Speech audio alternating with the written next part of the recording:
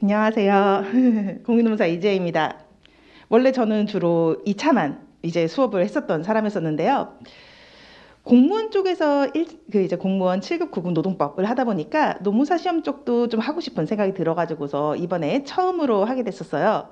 그리고 그러면서 저는 재교재를 가지고 수업하는 게 조금 편한 사람이라 가지고서 교재의 프로토타입도 만들었는데요. 이때 이 교재는 최대한 얇고 부담이 적고 그리고 수험 적합적으로 만들기 위해서 노력을 했습니다. 잠시 제가 그거 교재 들어가기 전에요. 이 부분을 한번 보려고 해요. 필기 자료에다가 간단하게 제가 노트로 남겨놓긴 했는데요. 요거는 사실 암기하시거나 뭐 이렇게 공부하실 성격은 아닙니다. 그렇기 때문에 그냥 한번 보고 넘어가시면 되는 스타일이라고 할 수가 있어요. 1차 시험의 특징에 대해서 먼저 설명을 드릴게요. 1차 시험 같은 경우에는 법조문과 판례라고 하는 것이 출제가 되게 되는데요. 얘네들의 비율은 7대3 정도 됩니다. 그래서 공부는 조문 위주로 들어가야 돼요. 그리고 여기에서 굉장히 현실적이고 그냥 까놓고 말씀을 드리면은요.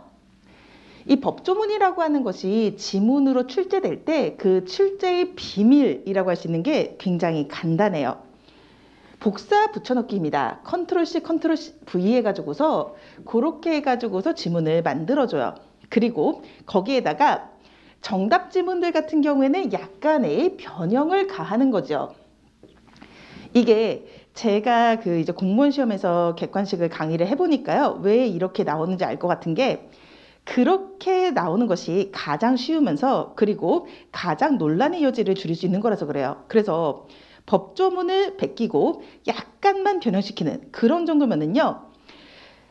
출제자 입장에서 굉장히 쉬워요. 문제 내기가. 그런데 수험생 입장에서는 그래도 훅훅 떨어져 나가거든요. 난이도 조절이 되게 쉽습니다. 그래서 이런 문제가 많이 출제될 수밖에 없어요. 그러다 보니까 1차 시험은 이런 측면이 있어요. 이 제도 그리고 이 법의 정신 이런 것을 이해하는 것이 중요한 것이 아니라요. 틀린 그림을 잘 찾아야 됩니다. 이게 핵심이라고 할 수가 있어요. 공무원 시험이라던가 아니면은 노무사 1차 같은 시험이 있어가지고서 내가 교과서를 몇 회독을 했는데도 점수가 안 나온다. 그런 얘기가 이렇게 얘기하시는 분들이 많거든요. 그 이유는 이쪽에 숲을 보려고 했었기 때문입니다. 이게 2차 시험에서는 서술형이니까 필요한 정신인데요. 1차 시험에서는요. 외워야 될 것을 확실히 외워두는 것 이게 굉장히 중요하다라고 할 수가 있어요. 그리고 이때 외워야 될 것이라고 하는 것이요. 어떻게 보자면은 굉장히 치사하고 화나는 것들이라고 할 수가 있습니다.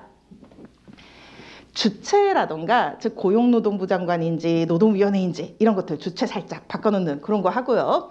그리고 어떤 서면 중요한 서면을 제출했을 때 뭐뭐 적어야 되는지 뭐 이런 것들 그리고 어떤 요건이 필요한지 이 요건이라고 하는 것은 체크리스트죠. 1번, 2번, 3번을 모두 충족했는지 그리고 제일 괴로운 게 사실 기간입니다. 6개월, 3개월, 10일, 15일 이런 것들. 그래서 이런 것들을 확실하게 외워두는 거 이게 굉장히 필요해요. 빈칸 채우기 같은 거를 그래서 좀 많이 해주셔야 됩니다. 그리고 1차 시험 같은 경우에는요. 역시 문제집과 함께 접근을 하시는 게 좋아요. 그리고 보다 보면은 그 문제집이 기출문제를 담고 있습니다. 그러면은 나왔던 거 또 나오고 또 나왔던 거 또 나오고 빈출되는 영역이라고 하는 것이 굉장히 존재를 해요.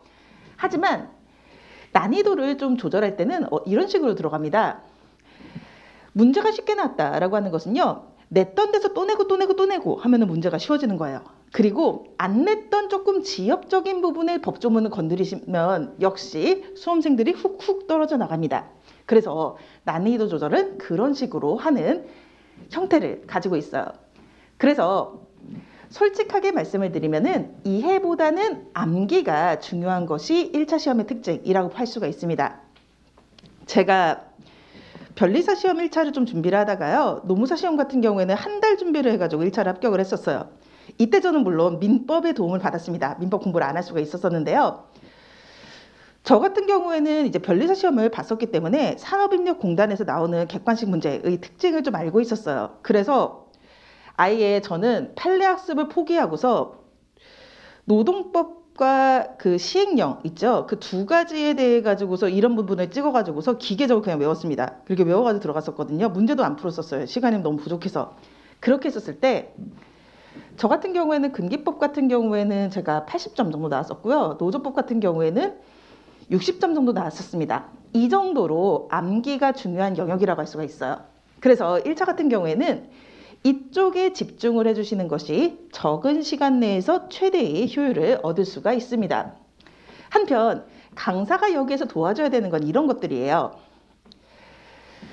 왜 고용노동부 장관이 여기서 등장하는지, 왜 노동위원회가 등장하는지, 그리고 기간은 왜 저것은 3개월로 되어 있고 저것은 6개월로 되어 있는지, 즉 암기하는 영역에서 규칙을 찾아주는 거, 이게 강사가 해야 될 핵심 일이라고 할 수가 있습니다. 한편 판례 같은 경우에는요, 3 정도의 비중을 차지하고 있습니다. 그리고 문제가 25제로 5문제로 유한하기 때문에요, 이때 나오는 판례는 중요 판례 위주로 출제가 될 수밖에 없습니다. 사실 그 2차를 공부하시는 분들 같은 경우에는요, 1차를 위한 판례 학습은 거의 많이 해주시지 않으셔도 돼요. 그리고 판례 문제는 결국에는 OX 문제거든요. 그렇기 때문에 맞는지 틀리는지 결과만 알아도 충분해요. 그래서 판례의 존재를 알고 결과를 알고 있으면 이 문제는 풀 수가 있습니다. 다만 이런 측면이 좀 존재합니다. 노동 판례는 굉장히 길어요. 실제로 원문을 보면은 적어도 한 반 페이지 정도는 되는 것들이거든요. 그것을 몇 줄로 줄여가지고서 지문을 등장을 하는 겁니다. 그러다 보니까 요점은 좀 파악을 해야 돼요. 이 요점이라고 하는 것은 키워드를 분간하는 식으로 접근을 해서 그 요점을 파악을 해주시면 됩니다. 그리고 이런 측면에서 보았을 때 조금의 국어 실력이라고 하는 게 필요합니다. 이 판례를 이렇게 줄여놨을 때 이렇게 줄일 수도 있고 다르게 줄일 수도 있어요. 그러면은 얘랑 얘가 같은 애다, 이런 것들을 조금 분간을 하실 필요가 있는데요. 이것은 본인의 재능일 수도 있겠지만 문제풀이를 통해 가지고서 조금 더 극복을 하실 수 있는 영역이라고 할 수가 있습니다. 그래서 1차 시험 같은 경우에는요, 사실 단순암기입니다. 이 단순암기라고 하는 사실을 인식을 해주셔야 돼요. 단순암기이기 때문에 이것을 최대한 성실하게 기계적으로 해주셔야 되고요. 문제가 출제될 때 그 문제의 질이 좋은 것은 아니긴 합니다만, 다만 우리 1차는 이런 장점을 가지고 있죠. 절대평가기도 하잖아요. 성실성만 있으면은 목표 이상의 득점을 할 수 있다라고 하는 것도 이 1차 시험의 장점이라고 할 수가 있습니다. 그래서 저는 이 교재 같은 경우에는요, 조문 중심으로 가면서 판례는 조금 압축적으로 적어놨고요. 그리고 외워야 되는 것들에 대해서는 조금 밑줄을 쳐놨습니다. 제가 추가적으로 밑줄을 치라고 말씀드린 것들도 조금 있을 거예요. 그러면은 이제부터 요걸 한번 말씀드리고서 시작을 하도록 하겠습니다. 이 책은 조문 순서대로 기재가 되어 있어요. 하지만 논리는 또 조문 순서대로 따라가진 않거든요. 그러다 보니까 전체적으로 근로기준법 혹은 노조법이 어떤 애인지에 대해 가지고서 순환적인 시각을 가지고 접근을 한 다음에 그리고 나서 각각의 조문을 보는 것이 조금 더 필요합니다. 그래서 금기법이 어떤 법인지에 대해서 간단한 브리핑을 하고서 책을 들어가려고 그래요. 근로관계의 특징이라고 하는 것은 이렇게 볼 수가 있습니다. 근로자는요, 독립노동이 아니라 종속적인 노동을 하는 사람이라고 할 수가 있겠죠. 이때 독립노동이라고 하는 것은요, 이런 걸 떠올리시면 될 거예요. 기사, 수리기사 같으신 분들이라던가 혹은 노무사 같은 사람들이 의뢰인에게 제공하는 노동, 이런 것들의 경우에는요, 우리는 부르는 대로 돈을 줍니다. 이런 경우에는 이제 독립적인 노동이고 양 당사자가 평등하다고 할 수가 있어요. 하지만 근로는 그렇지가 않다라고 할 수가 있겠죠. 근로는 종속적인 노동입니다. 이 종속적인 노동이라고 하는 것은요, 두 가지 차원으로 좀 쪼개질 수가 있어요. 첫 번째 부분은 인적 측면의 종속성입니다. 근로와 인격을 분리할 수가 없어요. 근로자는 일을 하는 동안에 사용자의 지휘 감독을 받으면서 노무제공과 인격을 분리할 수 없는 상태에 놓이게 됩니다. 네, 그리고요, 두 번째 측면은 경제적 종속성이라고 하는 거죠. 기사, 노무사, 변호사 이런 사람들과 함께 그 고용해서 일을 할 때, 이럴 때는요, 달라는 대로 줄 수밖에 없습니다. 하지만 근로자는요, 자기 월급을 달라는 대로 요청하기 힘들죠. 즉, 자신의 계약 조건을 대등하게 결정하기 어려운 거, 요거를 경제적 종속성이라고 합니다. 그렇기 때문에요, 약자인 근로자들에 대해서는 보호를 할 필요성이 커지는 거죠. 그래서 계약의 대원칙이 수정됩니다. 원래 일반적인 계약은요, 사적 자치 원칙에 따라 가지고서 계약 자유의 원칙이라고 하는 것이 적용이 되게 됩니다. 이때 계약 자유의 원칙이라고 하는 것은 약간 이런 느낌이거든요. 법률에서 금하지 않는 것들은 다 니네 마음대로 할 수 있다, 이런 거예요. 그 원칙이 수정되게 되는 거죠. 그래서 우리가 이제 조금 이따 배우게 되는 근로기준법 등 개별적 근로관계법은요, 근로조건에 대해 가지고서 최저 기준을 마련합니다. 즉, 지금과 같은 취업난의 경우라고 한다면은 최저임금 이하로 주더라도 사람을 고용할 수 있을 것 같지만 최저임금 이상은 주도록 하는 거죠. 그리고 요건 다시 말씀드리면 미달하면 무효가 된다라고 볼 수가 있어요. 그리고 이 부분과 관련해 가지고서 판례는 이런 역할을 하게 됩니다.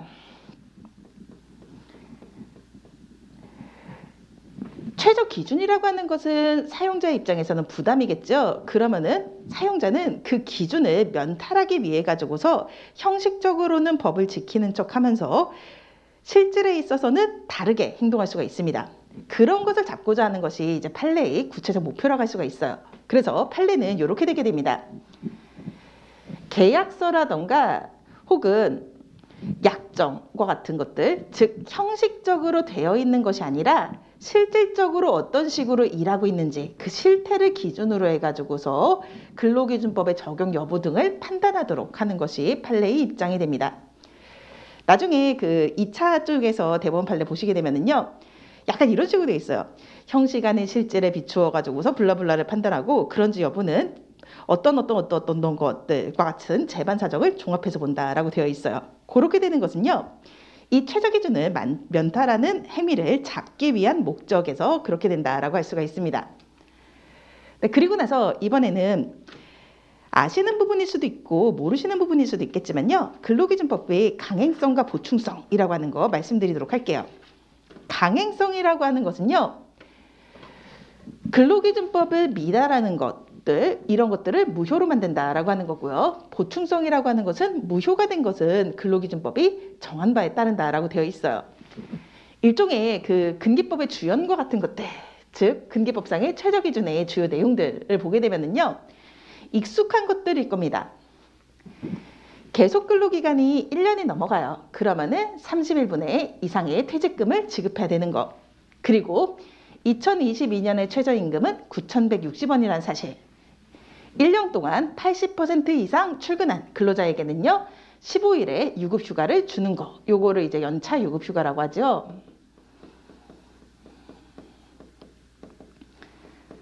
그리고 뉴스에 많이 나왔었던 주 52시간제의 근거입니다. 1주 근로시간은 40시간. 그리고 연장 근로시간의 상한은 1주 12일 합쳐서 주 52시간제죠.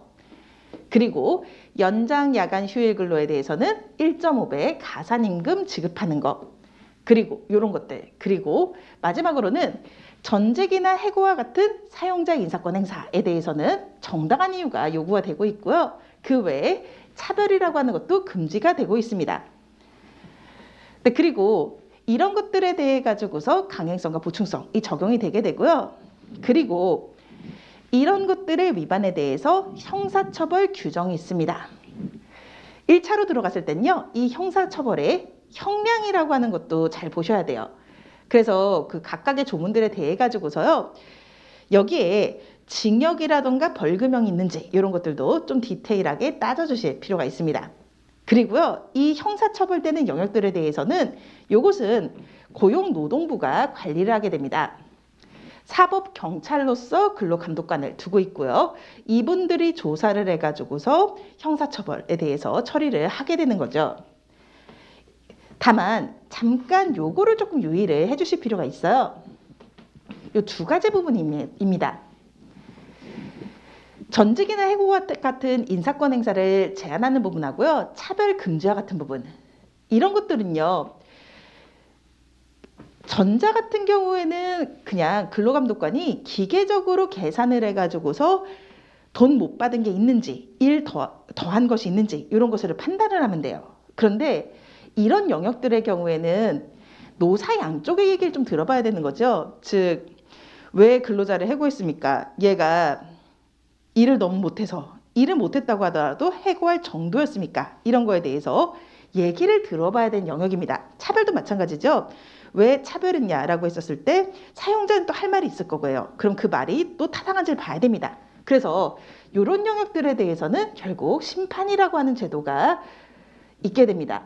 그 심판이라고 하는 것이 노동위원회죠. 노동위원회의 행정서비스라고 하는 거 보도록 하겠습니다. 일단 근거 규정은 이런 식으로 볼 수가 있어요. 근로기준법 제23조에 사용자는 근로자에 대해서 정당한 이유 없이 해고, 휴직 등의 인사처분, 즉 부당해고 등을 하지 못한다라는 규정이 있고요. 그리고 28조에는 이런 것들에 대해 가지고서 노동위원회에 구제를 신청할 수 있다라고 되어 있습니다. 그래서 부당해고 구제 신청 이런 것들이 존재를 하게 되는 거죠. 이 구제 신청은요. 행정심판이고 일종의 재판이라고 할 수가 있습니다. 여기에는요. 근로자위원과 사용자위원과 공익위원이 각각 들어오게 돼요. 그래서 요 세 사람이서 판단을 해서 부당해고인지 여부를 가리게 됩니다. 이런 형태로 등장을 하게 되고요. 그리고 기간제법의 경우에는 제8조에 사용자는 기간제 근로자임을 이유로 해서 해당 사업 또는 사업장에서 동종 또는 유사 업무에 종사하는 기간을 정함이 없는 근로계약을 체결한 근로자, 즉 정규직 근로자에 비해서 차별적 처우를 해서는 아니 된다라는 규정을 두고 있습니다. 이때요. 여기에 대해서도 마찬가지로 노동위원회에다가 시정을 신청할 수가 있죠. 그래서 요거는 차별 시정 신청이라고 부르게 됩니다.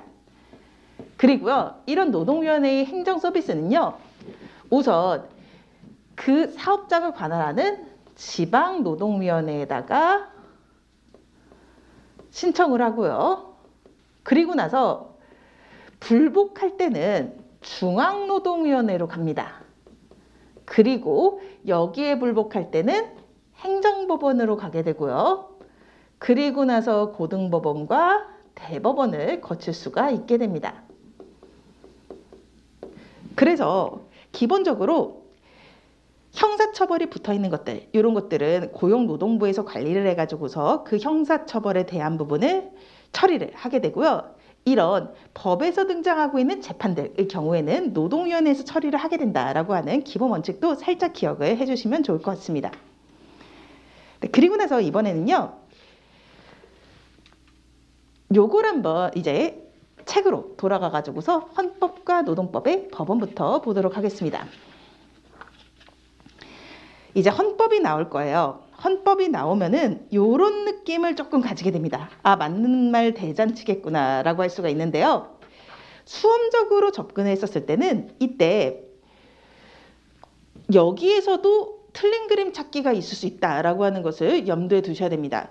다 맞는 말일 경우에는요. 거기에서 살짝 바꾸는 거, 이게 좀 더 빡셀 수가 있거든요. 그럼 보도록 하겠습니다. 모든 국민은 근로의 권리를 가진다라고 하는 것이 헌법 제32조 1항의 규정입니다. 그리고 국가는 사회 경제적 방법으로 고용의 증진과 적정 임금의 보장에 노력을 해야 되고요. 법률이 정하는 바에 따라서 최저임금제를 시행해야 한다라고 되어 있습니다. 이때 최저임금제를 법률이 정하는 바에 따라서 시행한다라고 하는 것이 헌법상 보장된 권리라고 하는 거 짚어주실 필요가 있고요. 국가는 사회경제적 방법으로 근로자의 고용 증진과 적정 임금의 보장을 위해서 노력해야라고 하는 것도 헌법에 규정되어 있다라고 하는 식의 이런 것들을 머릿속에 좀 가지고 계셔야 돼요. 훈시 규정이라서 그냥 긁어서 나올 수도 있지만요. 이것이 헌법상 보장된 권리다 아니다 이런 식의 치사한 문제도 등장할 수가 있습니다. 그리고 여기에서 근로의 권리라고 하는 개념이 나옵니다. 이 근로의 권리라고 하는 개념과 관련해 가지고서 또 헌법재판소에 결정이라고 하는 것이 존재를 해요. 그 결정 내용에 대해서도 우리가 알고 있어야 됩니다. 근로의 권리라고 하는 것은요. 사회적 기본권이라고 하는 말을 씁니다. 여기에 반대말은 자유적 기본권이라는 거예요.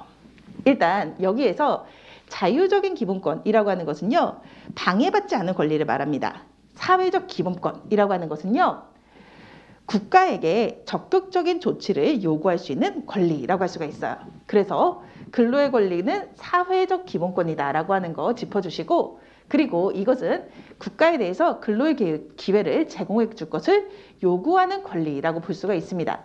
다만 여기에서 요구권이긴 한데요. 구체적인 요구권은 이렇게 달라집니다. 지금의 경우에는요. 지금 수업을 들으실 때는 현관 펜치를 하지 마셨으면 좋겠습니다만 그래도 나중에는 조금 얘네들을 이런 식으로 조금 이렇게 밑줄을 그으시거나 현관 펜치를 칠을 해주시면 좋을 거예요. 일단 이때 그 요구권이라고 하는 것은요. 직접적인 일자리 청구권이나 생계비 지급 청구권은 아닙니다. 이것들은요. 어디랑 관련이 있냐면은 인간다운 생활을 할 권리로서 헌법 제34조의 내용을 이루고 있는 것입니다. 그리고 여기서 의미하는 것은요. 고용 증진을 위한 사회 경제적 정책을 요구할 권리에 그친다라고 할 수가 있어요. 그래서 이런 질문이 나올 수가 있습니다. 근로의 권리라고 하는 것은 직접적인 일자리 청구권이나 생계비 지급 청구권을 말한다. 이런 식으로 문제가 나올 수도 있거든요. 그러면은 아니라고 표시를 하셔야 됩니다. 그리고 디테일한 것으로서요. 이런 것들에 대해서 결과를 알아두셔야 됩니다. 퇴직급여를 청구할 수 있는 권리라고 하는 것도요. 헌법상 바로 도출되는 것이 아니라 퇴직급여법 등 관련 법률이 정하는 바에 따라서 비로소 인정된다라고 하는 거. 이것도 여기에 대해서도 헌법상 바로 도출되는 권리가 아니다라고 하는 거 짚어주셔야 되시고요. 외국인 근로자의 경우에는요. 이렇게 됩니다. 일할 자리에 대한 권리는 없습니다. 하지만 일할 환경, 인간답게 일할 환경에 대한 권리는 존재한다라고 할 수가 있어요. 그리고 이번에는요. 두 번째 보도록 하겠습니다. 모든 국민은 근로의 의무를 진다라고 되어 있고요. 국가는 근로의 의무의 내용과 조건을 민주주의 원칙에 따라서 법률로 정한다라고 되어 있습니다. 얘는 그냥 컨트롤 C, 컨트롤 V 해가지고서 많이 등장하는 표현입니다. 그래서 요거는 그냥 알고 계시면 되시고요. 그리고 근로조건의 기준은 인간의 존엄성을 보장하도록 법률이 정한다라고 하는 내용 3항에 등장하고 있고요.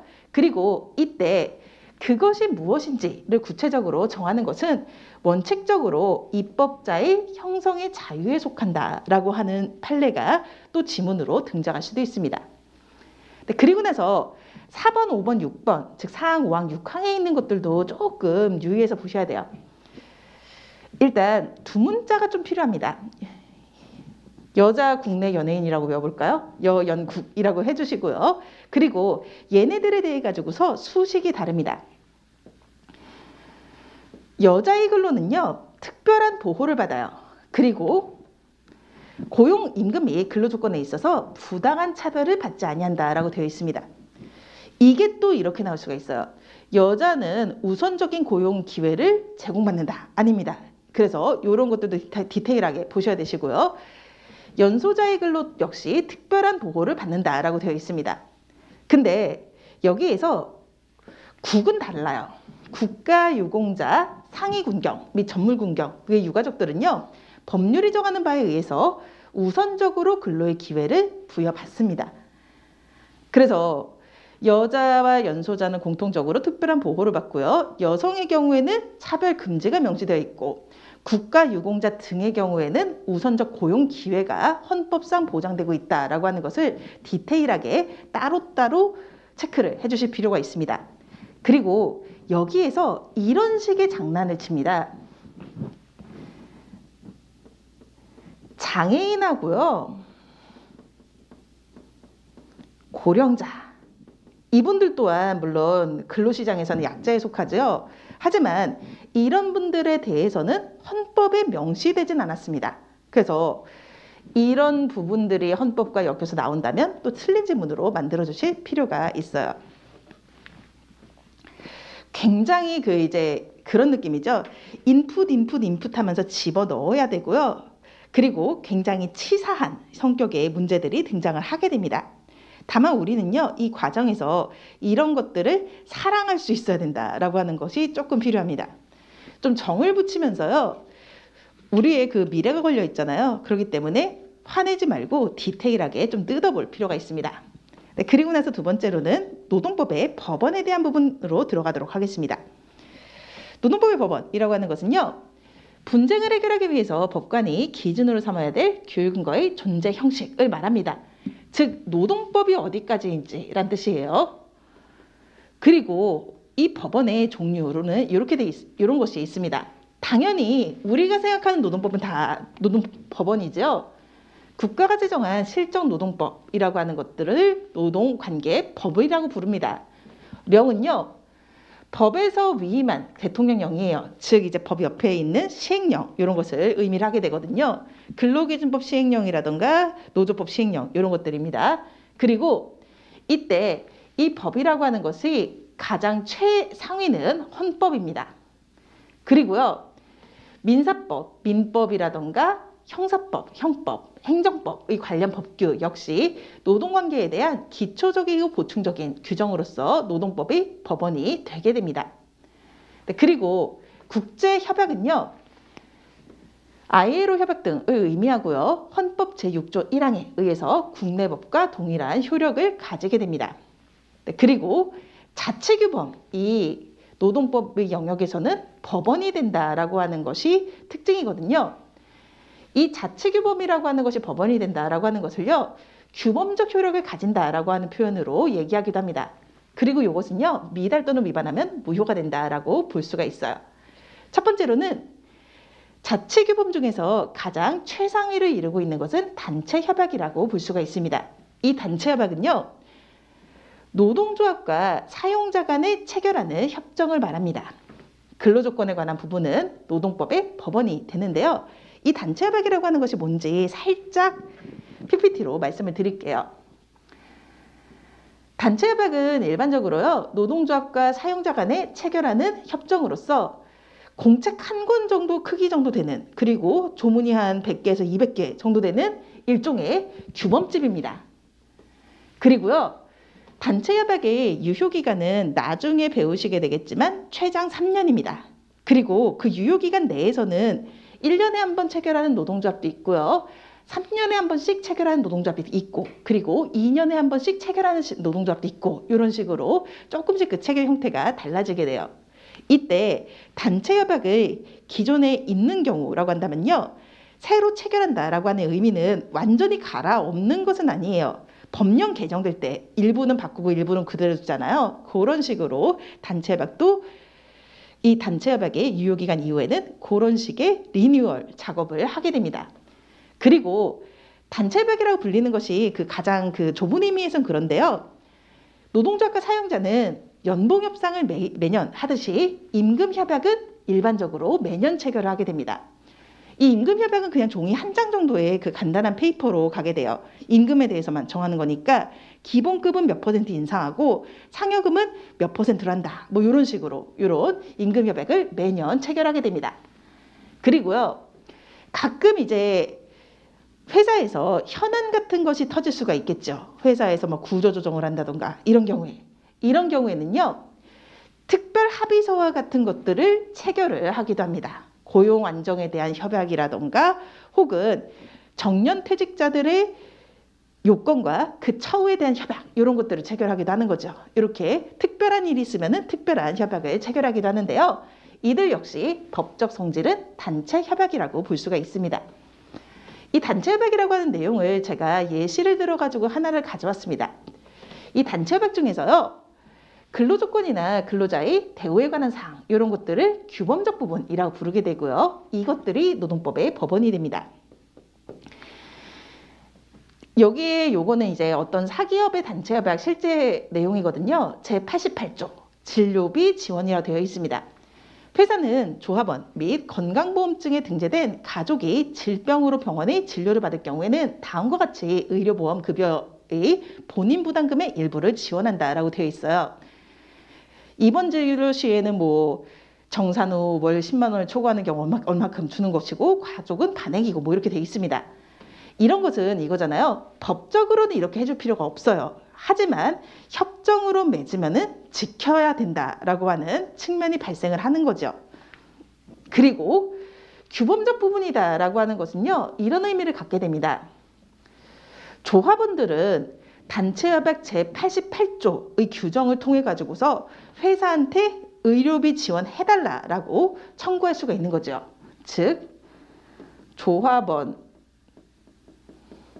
근로자의 청구권이 있다라고 하는 거. 그리고 안 주면 소송할 수도 있겠죠. 그렇기 때문에 노동법의 법원이라는 얘기를 드리게 되는 겁니다. 한편 이 단체협약에는요, 대부분의 내용들이 근로조건과 근로자의 대우에 관한 사항이지만 이런 것들도 있어요.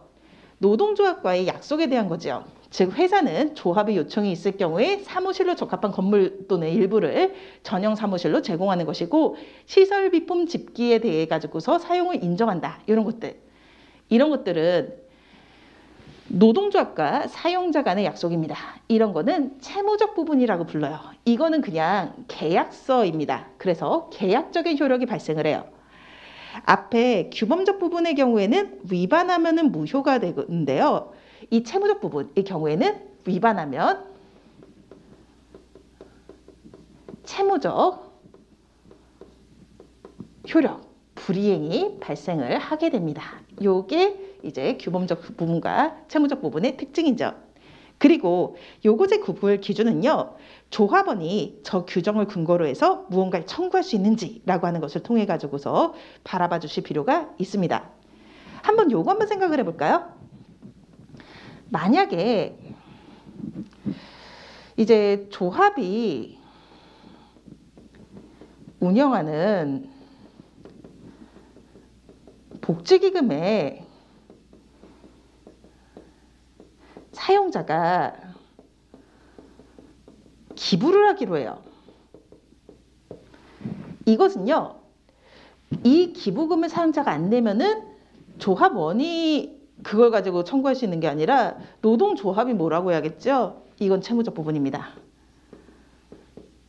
그리고 두 번째, 연 2회 산업안전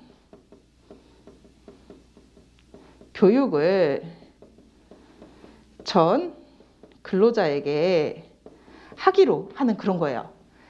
이거를 사용자가 어기고 안 했어요. 그러면은 근로자가 나한테 교육시켜라 라고 할 수가 있겠죠? 이건 규범적 부분입니다. 그래서 누가 청구권을 가지는지를 가지고서 규범적 부분과 채무적 부분을 이제 구별해 주실 필요가 있습니다. 그리고 나서 이번에는 이제 5페이지에 그 반가로 2번 부분이죠. 취업규칙이라고 하는 거 보도록 할게요. 취업규칙은 사용자가 작성해서 자신의 근로자들에게 공통적으로 적용되는 규칙을 말합니다. 상시 근로자 10인 이상 사업 또는 사업장에 대해서 작성 의무가 있게 됩니다. 제가 그 예를 들어 가지고서요, 그 고용노동부를 가면은 이제 표준 취업 규칙이라고 하는 파일을 다운받을 수 있습니다. 거기에 필수 기재 사항이라고 되어 있는 것들을 이렇게 한번 제목만으로 띄워봤었어요. 근로시간과 관련해서는 근무 형태, 근로시간, 휴게 뭐 이런 것들 얘기 나오고 있고요. 휴일 휴가와 관련해서는 유급휴일 연차, 여름휴가 이런 거 나와 있고, 모성보호와 관련해서는 태아검진, 육아기 근로시간 이런 것들 나와 있죠. 취업규칙이라고 하는 거 역시 그 사이즈가요, 공책 한 권 정도 되는 규범집으로서 사교의 역할을 한다라고 할 수가 있습니다. 다만 단체협약과의 차이점은요. 단체협약은 노사 간의 협정으로 체결하는 건데요. 취업규칙은 사용자가 정하는 사규라고 하는 점이 다르다라고 할 수가 있습니다. 그리고 근로계약이라고 하는 것도 당연히 노동법의 관행이 되게 되고요. 그리고 이번에는 노동관행이라고 하는 거 보도록 하겠습니다. 이 노동관행이라고 하는 것은요. 노동법의 법원은 맞습니다. 성문화되지 않은 채 노동생활관계에서 계속 반복적으로 행해지는 처리 방법을 의미를 하게 됩니다. 그래서 예를 들자면 뭐 이런 거거든요.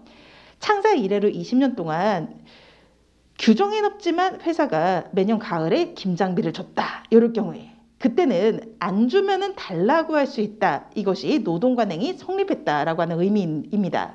그리고 이때 그 노동관행의 성격을요.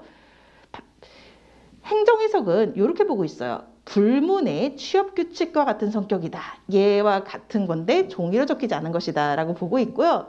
다만 이렇게 보기 위해서는 판례가 이런 요건을 가지고 얘기하고 있습니다. 기업사회에서 일반적으로 근로관계를 규율하는 규범적 사실로서 명확히 승인되거나 혹은 기업의 구성원에 의해서 일반적으로 아무런 의의를 제기하지 아니한 채 당연한 것으로 받아들여져서 기업 내의 사실상의 제도로서 확립되어 있다라고 할 수 있을 정도의 규범의식에 의해서 지지되고 있어야 된다라고 하고 있습니다. 그래서 노동관행은 꽤 오랫동안 지속적으로 발생해야지 관행성이 인정되고요. 관행의 경우에는 노동법의 법원으로 인정을 받게 됩니다. 그리고 올해 기출문제에서는 요게 나왔었거든요. 얘가 법원인지 아닌지라고 했었을 때. 그래서 법원이 아닌 것들에 대해서도 보셔야 됩니다. 첫 번째 부분은요. 우리나라 법계는요. 성문법주의 그리고 대륙법주의를 채택하고 있습니다. 그래서 법관은 판례에 구속되지 않아요. 판례법이라고 하는 것은 이제 영미법 스타일이거든요. 우리는 그렇지 않습니다. 판례는 해석 기준의 역할을 하고 법관이 참작하는 것이 되긴 하지만요. 그거 자체가 법의 역할을 하진 않습니다. 그래서 판례는 법원이 아닙니다. 그래서 노동법의 법원이 아니다라고 체크를 해주셔야 됩니다. 뭐 현실에서는 그렇다고 하더라고요. 기존의 판례들과 다른 결과를 이제 판시할 수가 있거든요. 근데 그럴 때는 그렇다라고 합니다. 그 판사님들이 자기가 부장판사로 승진할 타이밍이 됐을 때 한번 그거 슥 밀어 넣어본대요. 그래가지고서 그게 상급심에서 받아들여지면은 본인은 승진을 하는 거고요. 못 받아들여지는 경우에는 자신은 퇴직해서 변호사 사무실을 차리신 그런 경우가 많다고 합니다. 아무튼 판례는 법원이 아니다라고 할 수가 있고요. 그리고 행정해석이라고 부르는 게 있는데 이거는 고용노동부가 예규로 만드는 경우가 있고요. 질의에 대해서 답변하는 경우가 있습니다. 이런 경우에 그 고용노동부 입장의 경우에도요. 이것은 소속 기관이나 담당 공무원에 대한 내부 업무 처리 지침에 불과하고요. 직접적인 법원의 역할은 하지 않는다라고 할 수가 있습니다. 그래서 얘네들은 법원 아닙니다. 네, 그래서 여기까지가 이제 노동법의 법원에 대한 내용이었었고요. 그리고 나서 이번에 보려고 하는 것은 법원의 경합이라고 하는 것을 보도록 하겠습니다. 6페이지에 나와 있고요. 첫 번째, 상위법 우선의 원칙입니다. 그리고 두 번째, 신법 우선의 원칙이고요. 세 번째, 특별법 우선의 원칙입니다. 이 세 가지에 대해 가지고서 이런 식으로 한번 짚어볼게요. 상위법 우선의 원칙이라고 하는 것은 법의 서열에 대한 거죠. 헌법이 최선순위를 가지게 되고요. 그리고 그 다음이 다른 법령들입니다. 노동, 관계, 법령이에요. 예를 들자면은 민법, 근로기준법, 기간제 근로자 및 단시간 근로자 보호에 관한 법률을 줄여가지고서 기간제법이라고 써보도록 하겠습니다. 그리고 그 밑에는 이제 단체 협약이 있을 거고요. 그 밑에는 취업 규칙이 있습니다. 그리고 마지막으로는 근로 계약이 있어요. 이 중에서요, 상위법 우선의 원칙이라고 하는 것은 즉 서열대로 우선한다라고 하는 의미가 됩니다. 그리고 신법 우선의 원칙이라고 하는 것은 나중에 제정된 법률이 우선하게 된다. 즉 이전의 법률을 나중에 정한 법률이 대처한다라고 하는 의미를 가지게 되고요. 특별법 우선의 원칙이라고 하는 것은 이렇게 됩니다. 민법에 정한 것이 있고 근로기준법에 정한 것이 있다면 민법보다 근로기준법이 우선하게 됩니다. 그리고요, 근로기준법과 기간제법이 정한 바가 있다면요, 기간제법이 근로기준법에 우선하게 된다라고 볼 수가 있죠. 네, 그리고 나서 특이한 것이 존재를 하게 됩니다.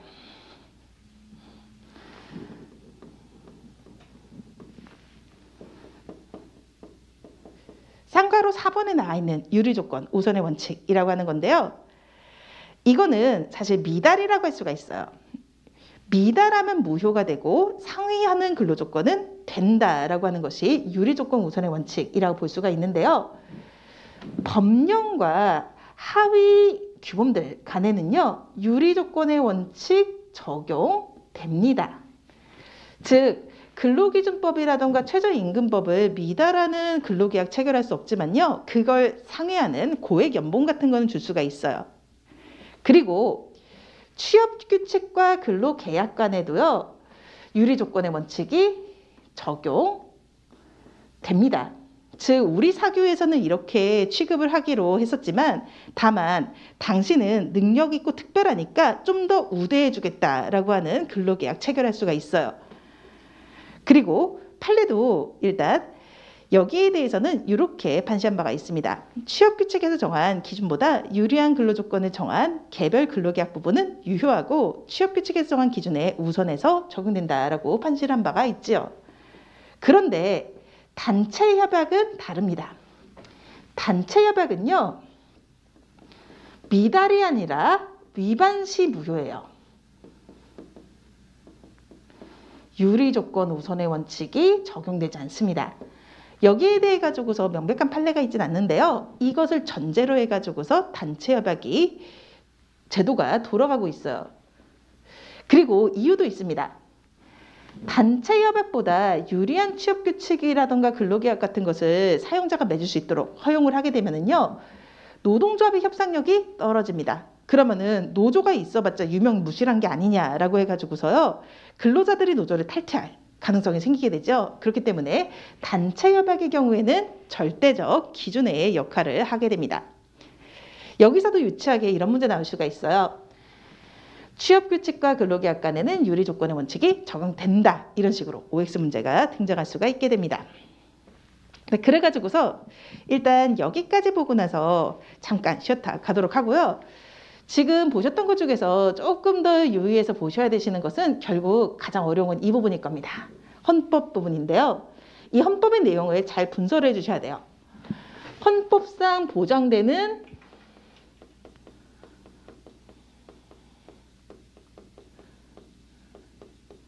권리가 무엇인지, 그리고 헌법상 보장은 아닌 것, 이 두 가지를 조금 이제 체크를 해가지고서 정리를 해주실 필요가 있습니다. 우선은요,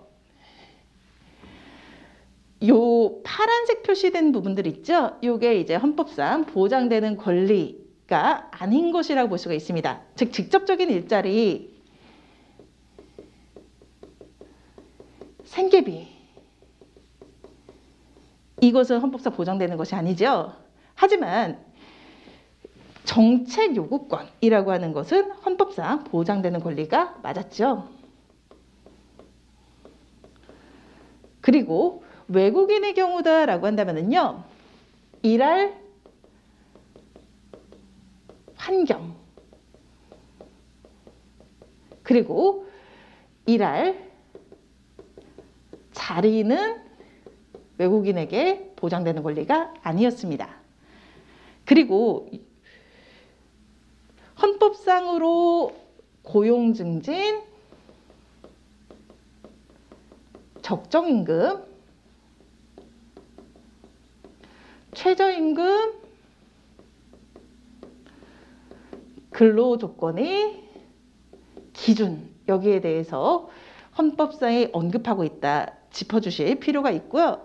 그리고 여기에서 특별하게 그 여연국에 대한 부분들은 여자 연소자는 특별한 보호가 되어 있고 그중에 특히 여성은 차별들어 있고 그리고 우선 고용은 국가 상위 군경, 전몰 군경의 유가족들이다 라고 하는 거 짚어주실 필요가 있습니다. 그래서 이 부분은 꼭 열심히 외워주셔야 돼요.